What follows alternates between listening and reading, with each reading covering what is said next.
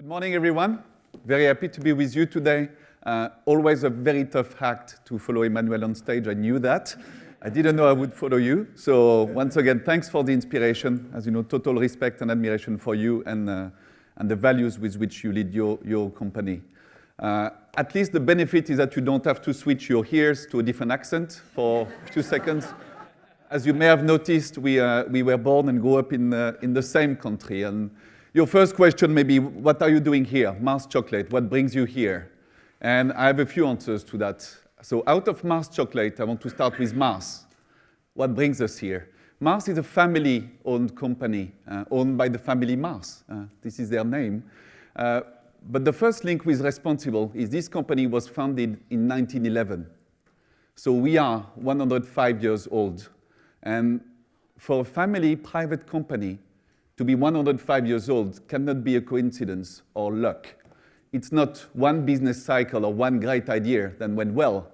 It's many, many ideas, many, many cycles, many, many challenges, bankruptcies that were overcome. And this is what brought us here. And at the same time, what is the glue between all those years? And the glue are very simply 5 principles: quality, responsibility, mutuality, efficiency, and freedom. And probably for those that just wake up or woke up and are coming here, say, okay, now he's going to the CEO BS or blah, blah, and now we are done. It sounded interesting when Emmanuel was on stage, and now we are lost in corporate blah, blah. Of course, some of them, I'm sure you heard, quality, responsibility, efficiency, you say, not very differentiating. You guys are probably Googling and finding hundreds of companies that have those names on your Google. It was the benefit of sitting amongst you yesterday. I know what's happening on this beautiful MacBook Air. A lot of Facebook going on. But I want to draw your attention to 2 of them, because for me, 24 years Martians, it made a big difference, and this is what keeps me in. The first one is freedom. And as I have to say sometimes to new joiners in the company, freedom is not doing what we want. I would love, but this is not what this means. Freedom is financial freedom. Because we are a privately owned company, and because we want to remain as such, we've made the decision of being self-financed. And therefore, what we invest, what we can invest, is our profitability, is the money we earn. And our freedom is related to our ability to be efficient and be profitable. This is what this means. And it's already a bit different. The second one, which of course is the one that brings us here as well, is mutuality. And the first thing I want to note here is we don't call out mutuality because it's a sexy, healthy trend, and you would say, wow, in order to be contemporary, let's call it out at the last minute. It's something that dates back 1947. And I don't think it would have been called sexy or trendy in 1947. The world was in a different stage. And when Forrest Sr. wrote that in a very simple typed memo to the 500 associates of the company at this time, he wrote something very simple. The sole purpose of the company is to bring a mutual shared benefit to all the stakeholders of the company. And the principle has not changed. But our duty as leaders is to make it contemporary. Because the principle is only brings something if you bring it to life. And the way to bring it to life in 2015, in 2020, is immensely different from what it has been in the past 4 decades. And this is what brings us here. Because it is to be reinvented today, what it means, what we do according to that, how do we behave. So this is for the Mars part. Why are you here? But there is a chocolate part to that, which is those principles that are guiding us. In the case of Mars Chocolate, resonate with a huge business challenge. So I have the perfect scene of having principles to solve an unusual, big business challenge. And very simply said, there is no chocolate without cocoa. It may sound obvious, but this is my life. And why is cocoa? Because cocoa is a very fragile crop, for those who know. It's a crop that has barely modernized in the past 400 centuries, not decades, 400 centuries. It's a crop that is mostly done by single-family farms. In part of the world, across the equatorial line, that for most of them is in very low income, often submitting natural disasters. And therefore, the business challenge is quite simple. It's facing the gap between the worldwide consumers of great tasting chocolate and single-family farms in some of the poorest regions of the world. This is my business challenge. And in front of this gap, some companies would say, you know what? As we heard yesterday, it's a commodity, even worse than a raw material, it's a commodity. Buy it at the cheapest price and bring it to the factory and shut up. It's one option. But when you're a family-owned company, more than 100 years, with strong principles, this cannot be our choice. And our choice is a choice of action. It's a choice of being transformation agents of this crop, because it is not sustainable as such. And I can tell you exactly, using exactly the same words as Emmanuel, it's very humbling. Let's be clear. I'm not in front of you preaching or teaching that we have the solution or we have the truth. I'm in front of you, very humble, telling you that we are trying, that we are looking for the solution, that we are researching, testing different ways of doing that. But what's for sure is the problem is too big to limit it to the boundary of the company. And if there is one learning that was resonating very strongly yesterday that is incredibly valid, is responsible business means bringing our eyes much beyond the boundary of the legal entities or of the business. Building ecosystems with very different partners, NGOs, governments, industry. It's not a Mars chocolate issue, it's an old chocolate industry. So for God's sake, let's roll our sleeves and work in a pre-competitive manner versus fighting each other whilst people cannot progress their crop. And this is what we are doing. So on one side, of course, we leverage certification and we have done great progress here. But as it was said yesterday, we are healthy dissatisfied with the progress it brings. It brings progresses, but we need to go faster. We need to go deeper to change the life of the farmers and their family. And certification cannot do all of that alone. And this is where I want to conclude. You ask one of the questions, which is, how do you use the power of your company in order to do so? The first thing we do, the first lever we have, of course, is money. So we invest more than $50 million per year with NGOs, with farmers, with suppliers, to bring up the yield of cocoa. Because bringing up the yield of cocoa is increasing the revenues of the family. Increasing the revenues of the family is helping them, creating the condition to send their kids at school. It's helping them having cocoa being transmitted from one generation to another as a crop of choice. But the other power we have through money is knowledge. And the beauty of knowledge is it does not diminish when you share it. It's a very rare resource. Not a lot of resources do that. Common sense and knowledge are like that. When you share them, they don't go down. They multiply. And so what we did as a company since the 70s, we've been doing fundamental research on cocoa. And we cracked the cocoa genome at the beginning of the 80s.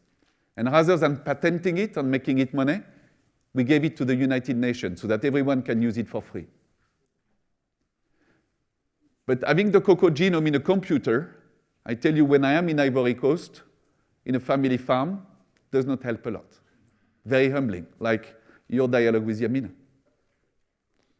So we realized that we were missing that bridge between the two. So another thing that we do for knowledge is we invest in cocoa agronomics. We have also invested in cocoa farms so that its most fundamental science is translated into applied science. And this applied science, we offer and we train cocoa doctors.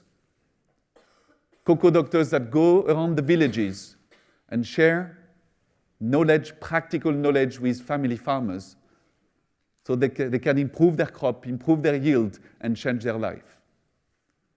But I want to let you on a very humble note. This is just the beginning. We have not cracked the code. We are here because we believe, like Emmanuel, that it's worth trying, that we are passionately trying, and we will keep trying many different things because it's worth it. And if you were going around the Mars company, you would see what the mutuality principle says, which is a mutual benefit is a shared benefit. And as you said, a lasting benefit is a shared benefit. And this is why we are here. Thank you.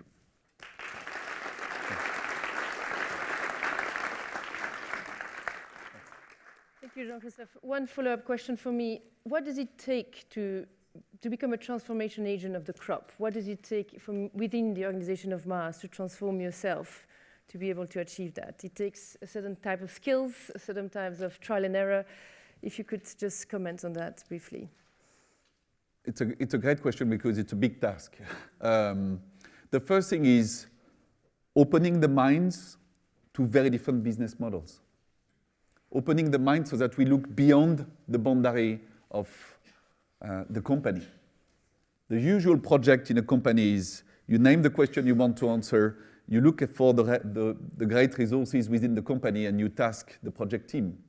And you give it a budget, a timeline, a deadline, and deliverable. We have probably MBA students, you know that by heart, and you're already masters of that. Here it's very different. You name a problem that when you have finished putting the question, you know that the answers goes already beyond your walls.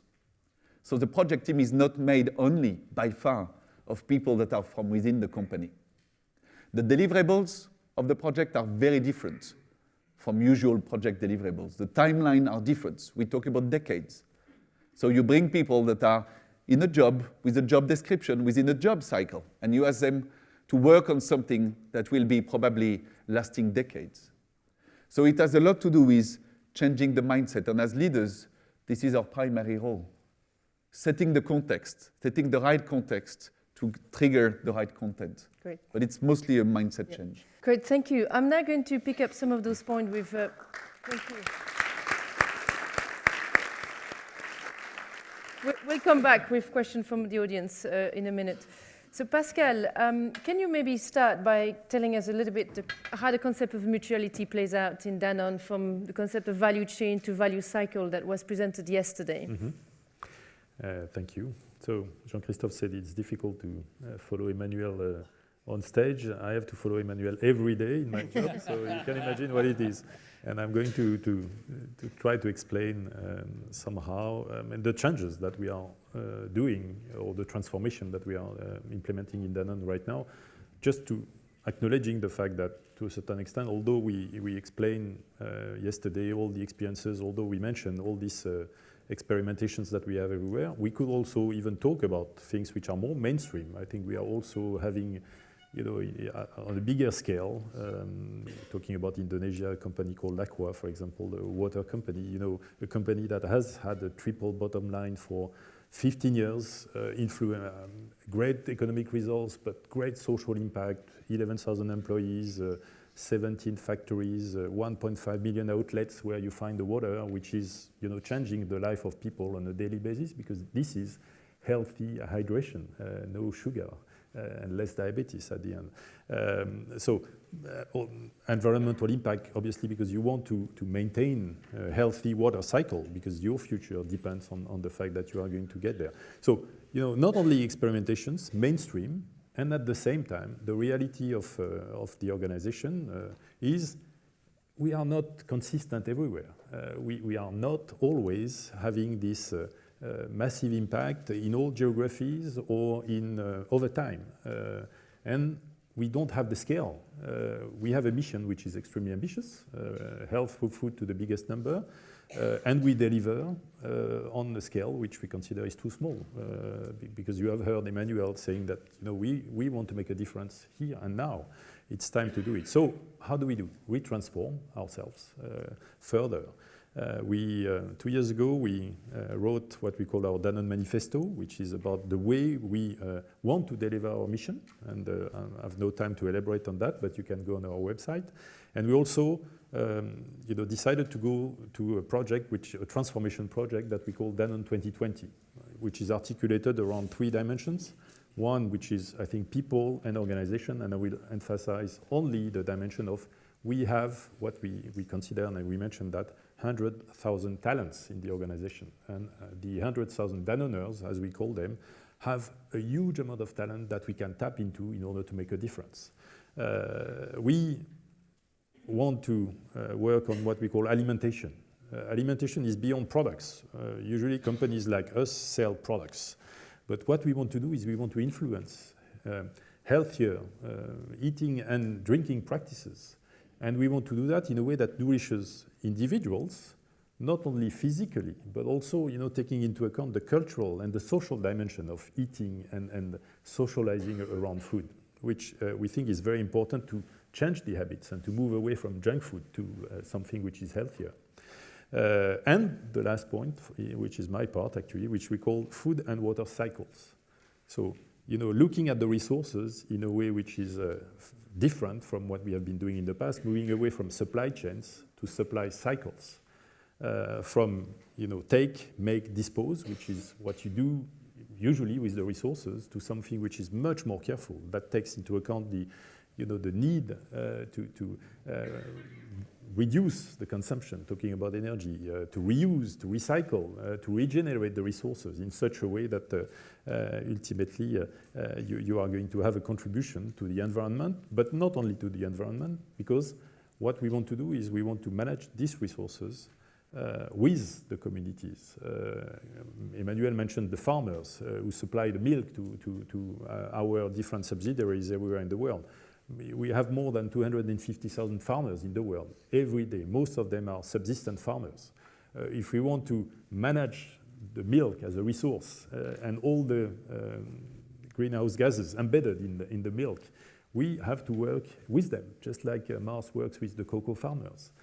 We have to collaborate with them in order to improve the cycle. And I could go on with the waste pickers that we talked about yesterday that collect the plastic of our packagings. We could talk about the people living in the watershed of our mineral water factories where we want to have a healthy water cycle.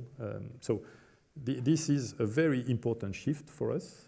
And if I may add 2 more things. One is we need to, it has been mentioned, but I'm going to say it again. I think it's important to build alliances to do that. You cannot do it alone. If you want to go for scale, if you want to, you don't have all the knowledge. You have to bring together people who have the same vision, who are like-minded, and bring competencies that you don't have in order to be able to create much more value than what you could create on your own.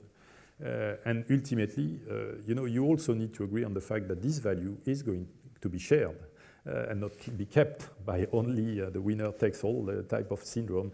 You want this value to be shared across the entire cycle.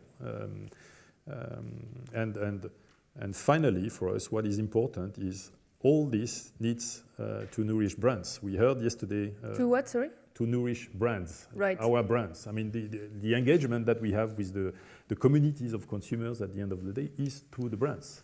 And it's very important that all the initiatives that we do, we find them in the equity of the brands. This is understood, known, and we develop what we call at Danone brands which are community relevant, which are fair and transparent. So this takes commitment, as we already discussed, resources, skills. How do you deal with the inevitable trade-offs when there's always this Damocles swords over your head of still an expectation from the market, from your management to deliver economic performance? How is that approach impacting those inevitable trade-offs? I think my answer would be you deal with them in a way which is you have no choice. It's and. So you have to deliver on both dimensions. It takes a lot of to a certain extent, what I said before is an advantage. The fact that we are not consistent everywhere gives us the ability to play at different rhythms. If we always have issues somewhere in the world, and at the same time, you always have businesses that you can boost, that have created the conditions for a triple bottom line to be effective, to work, and to run. I mentioned this company, Aqua. This is a company that for the last 15 years have been delivering against the 3 dimensions of the agenda. In spite of depreciation of the currency, dramatic, in spite of ups and downs in the market, in spite of slowdown in the GDP. So when you have things like that, that creates kind of anchor in your organization, and at the same time you are working on different companies which are accelerating, where you have created the right conditions, you can absorb some of the challenges. But again, more fundamentally, you need to ask yourself and be humble. At any point of time, you need to look at what is it that you are going to do tomorrow to improve the situation, because you cannot just rest on your past glory. Right. And how do you work with investors to make the case for that working beyond the bottom line, and how sympathetic they are to your approach? I think there are investors who are very sympathetic to our approach. There is one I've been discussing yesterday here within the room. And actually, my personal approach, I'm not a finance person at all. I'm not doing investors relation. What I've seen, however, is I think there is an evolution. I think it's far from being perfect, I would say. Probably we could say that there are really different perspectives which are in the investors community. But I think we said yesterday, Jean-Christophe Flatin mentioned that when we created the Danone Ecosystem Fund, 97% of the shareholders supported the creation of this fund. That was concretely withdrawing the potential to distribute more dividend. So I think we should not have a kind of a black or white vision of the investors. I think there is an evolution. I think, again, here, the point is you cannot propose something that is either or. You have to propose something that is and. Right. You have to go for the economic dimension, and you have to go for social, human, environmental capital at the same time. And as long as you can deliver that, I think you will find more and more supporters. Great. Thank you. Thank you very much, Pascal.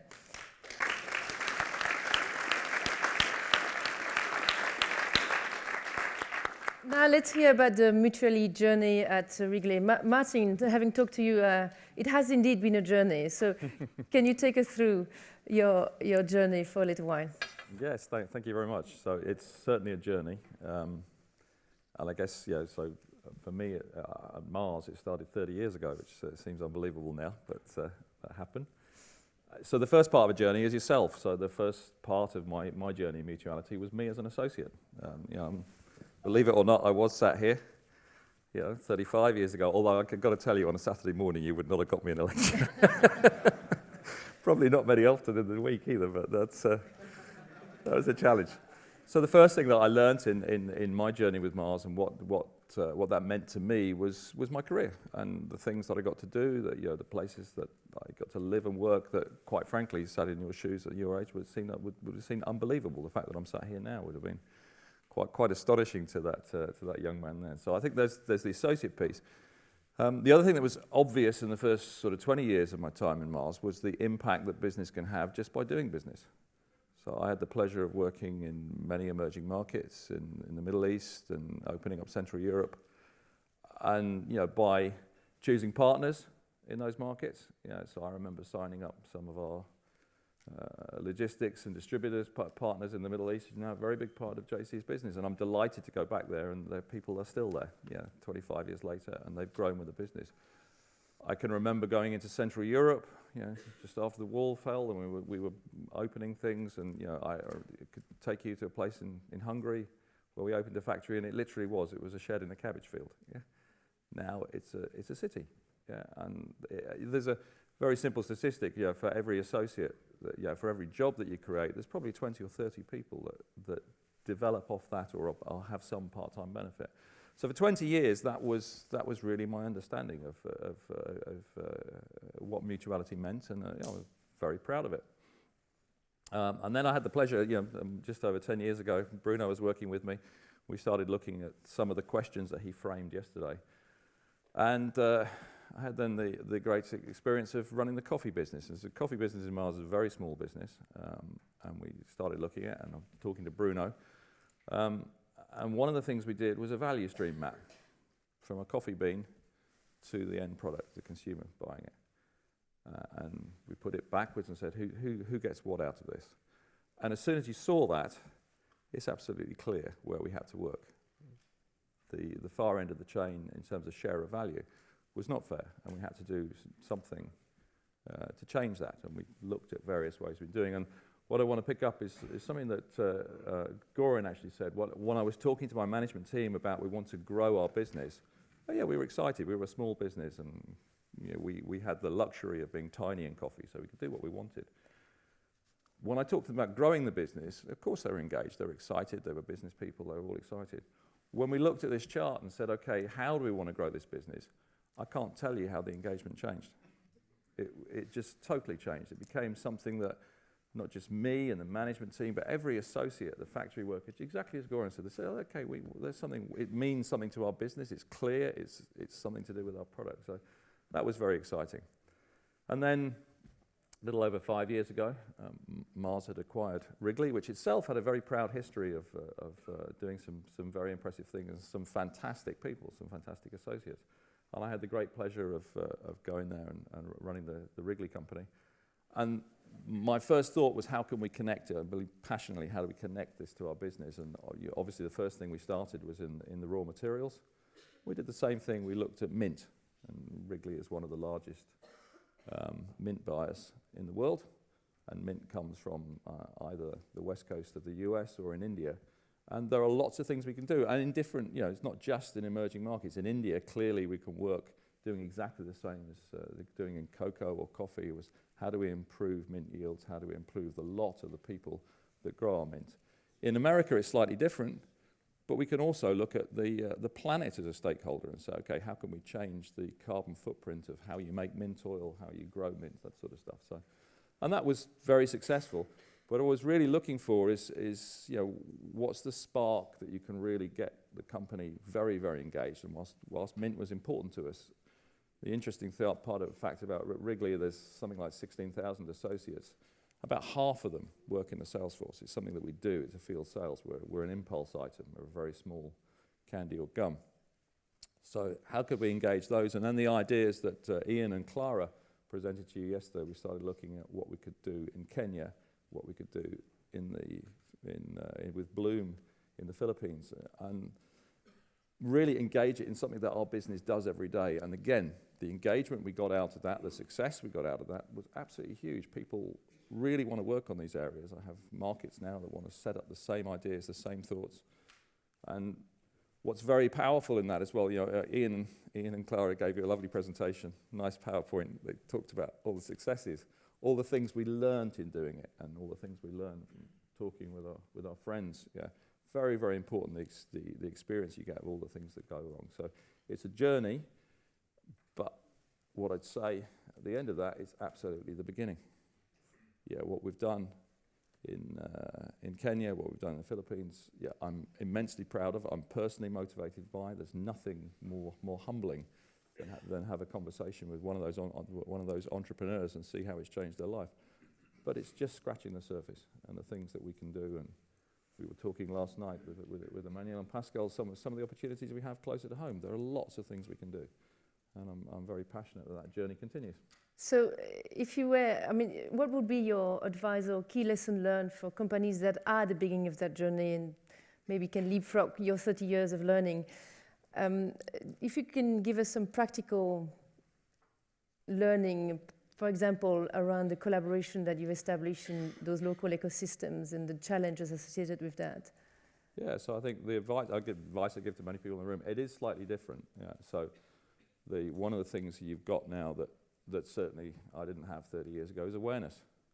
Once you're made aware of something, it's a lot harder to avoid. Yeah, once you see that value chain of the coffee bean, you say, okay, I need to do something. Yeah. To be honest, again, when I sat in your shoes and I was studying in a university in the UK, nobody in the middle 70s, nobody talked about greenhouse gas or climate or the fact that the planet was even a stakeholder. It's just forget it. Yeah. Now you can't dodge those things. So I think very importantly, awareness is there. You know, Bruno talked about knowledge, and I think one of the huge advantages you've got. You know, what struck me yesterday is you had a fire hose of knowledge sprayed at you, and really. More than that, experience. Because again, the conversations we have, you think about riding a bike. How much do you learn from riding a bike? How much do you learn when you fall off your bike? You learn a lot more, yeah? And so my advice is, you know, be open, share. Don't just share the things that worked really, really well. Share some of the things that didn't work and learn from them. Why didn't you work? Because the problem doesn't go away just because you failed once. And so I think that would be my advice, experience, and you know, come back to this one. Some of the things that Bruno said. Well, you know, be humble. Yeah, yes, we've made a difference to you know 700 people in Kenya. It's tiny.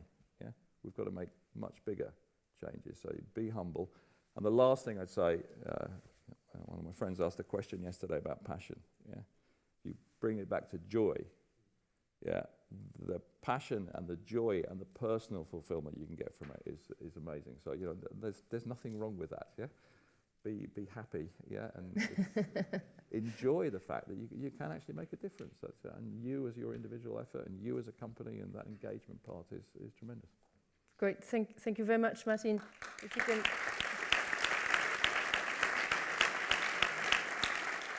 So a few questions for the panel. I mean, first of all, feel free to pick up on any of the points that you've heard for your fellow panelists. But it seems that is doing well is a prerequisite for doing good. I mean, a lot of MBA students here, they're not yet doing well in traditional... sorry, no offense. But, you know, you know, all these companies have yourself as your senior established leaders, you have the guarantee behind you of a company that is doing well. How do we start doing good and well from the get-go? It's for any of you. So I'll give a very, very quick answer, and again, I heard Ian mention it yesterday. Number one, it's not a charity, because you want it to continue. So if you go into it thinking this is just, I'm going to give money away. No, we have to, you know, to our right at the table, our right to be there tomorrow and the day after means we have to be successful. You know, the hard fact, the hardest thing that Ian spoke about, the hardest thing to sell within our company was putting competitive products, putting anything in the basket of products that people sell. We have to believe in our product. If our product doesn't sell, we won't be there. Fact. Yeah, so it isn't some purely altruistic thing. There's a hard business reality to it. It has to work in a business sense. The converse of that is it can build your business. Right. If I could build on that, I think the point would be, do not build your business plan on what you know. If this is what you know, it's already in the outside world. Map the hidden resources. Go search, hunt for the hidden resources that are somewhere in your total value chain. And you won't see all of them by definition because they are hidden from the beginning. But keep searching for them and keep enlarging your ecosystem and your model so that you build. Because the more you find them, the more you include them one way or another. Including doesn't mean acquiring.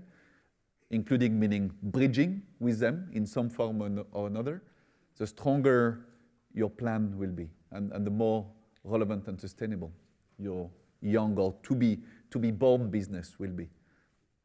You reinforce that. I think this is the magic. The fact that you believe that, I mean, everything is possible if you just tap all the resources that you have available, and internally, but also externally, as I mentioned earlier. I think the big difference nowadays is the fact that, you know, as an organization, at least at Danone, but I think more and more organizations think like that because we are on stage together. Is, you know, this notion of are we competing or not? We all acknowledge the fact that we will never make it if we are not working together. I mean, more and more, and we are working with direct competitors on many topics simply because it makes sense, because we create new conditions, new realities that are going to unlock, either avoid this trap that we see coming in some areas, or unlock a massive potential. Great. I'm going to open for the question. Simon, we have another 10 minutes for questions, is that right? Great. So if you have some questions, we have the gentleman there with the blue shirt, the gentleman there with the curly hair, and actually, sorry. And first, I meant to say that first we're going to ask Florence Navinet, CFO of Wrigley, to pose the first question. Thank you. So, thank you. And thank you very much for these very inspirational testimonies. And we are very lucky to have some of the most responsible companies in the world on stage today. And I think Emmanuel Faber explained very well that there is a sense of urgency. So there is an urgency. At the same time, we need to be patient because we are managing a business and we can't rock the boat. So my general question will be, are you happy, satisfied about the pace at which we are progressing? And what will be the key factors you think to continue and even accelerate what we are doing now? Great, thank you. We'll take another 2 questions and then we'll redistribute them. David Vines, I teach economics here in Oxford University. Mine's partly a question, partly a comment. How many of you, the MBA students here, have done a first-year course in economics or graduate economics? Both. So think of the Tyrol textbook in first-year economics, Varian, say, or Tyrol graduate economics. If you had that as the equipment that you brought into this lecture yesterday and today, would you be able to understand anything? My view is that you would understand nearly nothing. And I say that as someone who's been a committed teacher of this subject for 40 years.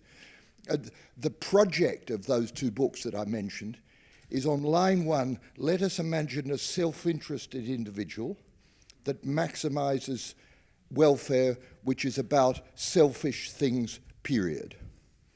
And when you get to be a graduate student, you end up very cleverly talking about cooperation. It's all about repeated games by selfish people. Now, could you understand when you talk like that, you listen to this panel, you say, this is all rather strange, I don't understand it, these guys have missed the boat.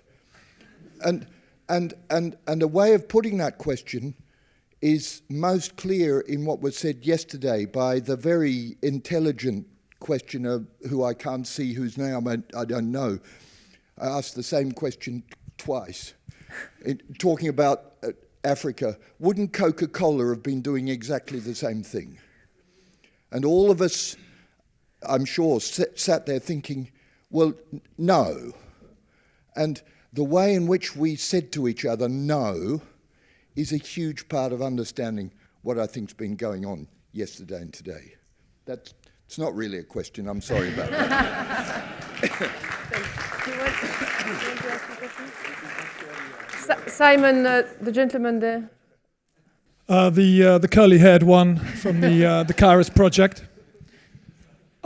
This question that was first asked was my exact question, actually, and it occurred to me that in the film Schindler's List, there's a very dramatic moment at the end when he looks at the 146 people that he's hidden, and he says, "Think of all the people that I could have saved." And there's so much regret in that as a great big industrialist, that here was a company and that was trying to come to terms with the fact that it was working within a crisis. And it awoke up what you might call too late, although it did something, and did something very brave. So my question to the panel is, do you believe that we are working in the environment of a crisis? Do you believe you're working? And if so, how does what you're doing now really reflect on whether you're doing enough and fast enough? Great, thank you. I think we have some two great questions. So what will be the key drivers for accelerating the pace of change? Are we in a crisis? Is it too little, too late? how can you accelerate the pace of change? I think it applies to all of you. So whoever wants to go first. Happy to start. To the first question, I think it's very related. Healthy dissatisfied with the pace. No, it's not going fast enough. The ambition, the vision, as you say, that is guiding, dictates that we go further and faster. So it's the first thing. So is the sense of urgency one that say, it is time to do things different, it's time to go further, it's time to change the models we have been using versus just keeping them and putting a bit more funding, incremental. I think the time of incremental is over. It's a time of different, new, more risk-taking as well.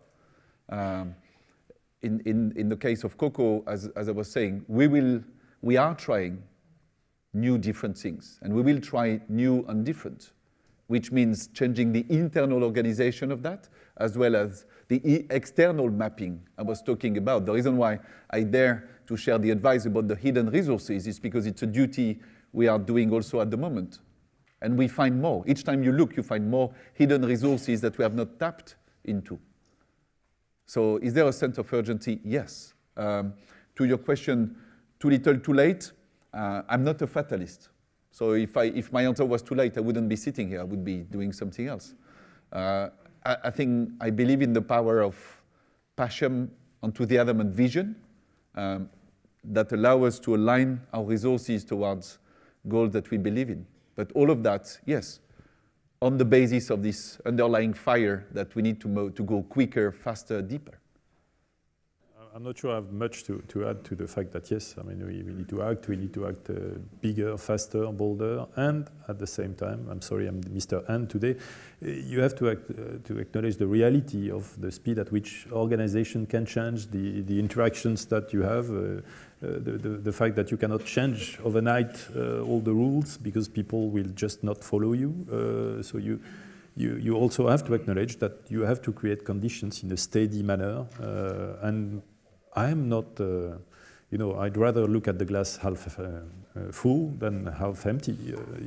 If not, you don't do anything. So I'm committed to doing something, and I will continue. Yeah, so I mean, I'd just say yes. I think there's a very good question, declaring a crisis. So there are times to declare a crisis. There are times, but declaring a crisis causes sometimes some unseen, some unintended consequences as well. I'm very much like Pascal. I'm a glass half full. I think we're aware of things now. Is it important to us? You've just heard the leaders of food companies, of pharma companies saying this is beyond the product. This is beyond what we're doing. This is something that we believe in. I'm struck by the passion that we see up on the stage and all the people yesterday talking, and I'm sure all the people to come. That's the thing to harness into whatever you call it, into a crisis, to harness that passion and to share ideas, to learn and forge forward. So a final question for me. I mean, you've started something quite important here in identifying those capital, in identifying metrics, working with academic institutions, developing the theory, the practice, which I'm sure will help scaling this up. Where are you going next with that? I would say you have a responsibility to continue that journey and that movement. And what is your call for action from those here in the audience? So I think the call for action internally is to go worldwide. So cocoa grows in our case in many different parts of the world. We will have by the end of the year trial projects across the globe on all continents.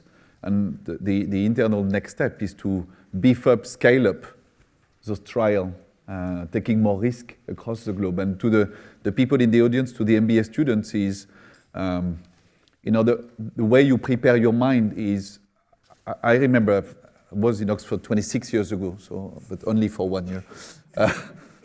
And I don't know if I would have been there on a Saturday morning. But I remember learning a lot of models, a lot of theories. My invitation would be forget those models. Keep the intellectual curiosity, keep the mental agility of building them. Become joyful of being architects of models that you do and undo, you play with, because this is what your life will be about. The models in which we live when you're there, and I'm conscious I'm speaking as one of the 4% useless current C-suite executive. Not anymore. So voilà, you will have to invent models. As we said, I think the conclusion is not time for incremental. It's time for reinvention from the inside. So be prepared to be bold, courageous architects of the future. And we won't leave you models to prosper. We will leave you models to reinvent. Fantastic end to this panel. Thank you very much for everybody.